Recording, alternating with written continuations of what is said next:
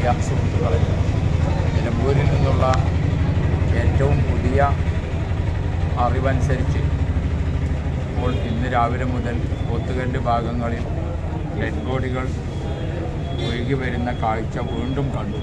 ഇപ്പോൾ രാവിലെ 3 dead body ഇപ്പോൾ ലഭിച്ചു. അത് നിലമ്പൂർ ഹോസ്പിറ്റലിലെത്തി.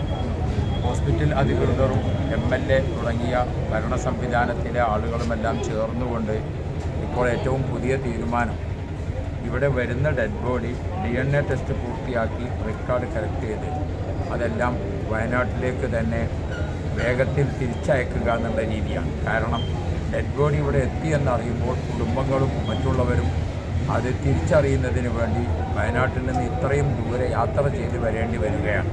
അതുകൊണ്ട് DNA ടെസ്റ്റ് പൂർത്തിയാക്കി മയ്യത്തുകൾ അങ്ങോട്ടേക്ക് തന്നെ തിരിച്ചയക്കും. അതിൽ നിന്ന് തിരിച്ചറിഞ്ഞ മയ്യത്തുകളെ കുളിപ്പിച്ച് നമ്മുടെ മുസ്ലിം ആചാരപ്രകാരം ചെയ്യേണ്ടത് നമ്മുടെ മജ്മയിൽ വെച്ച് അവരെ മയ്യത്ത് കുളിപ്പിച്ച് ജനാസ നിസ്കരിച്ച് അയക്കുന്ന രീതിയാണ്.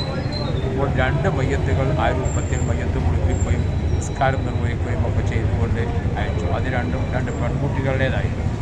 ഇപ്പോൾ ഒരു മയ്യത്ത് ഇപ്പോൾ തിരിച്ചറിഞ്ഞ് അത് കുളിപ്പിക്കാൻ നിൽക്കുന്ന ഒരുക്കത്തിലാണ് മജ്മയിലുള്ളത്. അതോടൊപ്പം വിവിധ കുടുംബങ്ങളും മറ്റുമൊക്കെ വന്ന് തിരിച്ചറിയുന്നതിനെല്ലാം വേഗത്തിൽ അവർക്ക് ഡെഡ് ബോഡികളുടെ പരിശോധന, മറ്റുള്ള കാര്യങ്ങൾ, നിയമപരമായ നടപടികൾ പൂർത്തിയാക്കി ഈ അപകടം ഉണ്ടായ സ്ഥലത്തേക്ക് തിരിച്ചയക്കുമ്പോൾ അവിടെ എത്തി കുടുംബങ്ങൾക്കും കാര്യങ്ങൾക്കും വേഗത്തിൽ തിരിച്ചറിയാൻ കഴിയുന്ന രീതിയിലുള്ള അവസ്ഥയാണുള്ളത്. ഏകദേശം 50ഓളം ആംബുലൻസുകൾ ഇപ്പോൾ അതിനുവേണ്ടി റെഡിയായി നിൽക്കുന്നുണ്ട്. 10 ആംബുലൻസുകൾ ഇപ്പോൾ ഏതാനും മിനിറ്റുകൾക്കകം ഇവിടെ നിന്ന് വയനാട്ടിലേക്ക് ഡെഡ് ബോഡിയുമായി പുറപ്പെടുകയാണ്.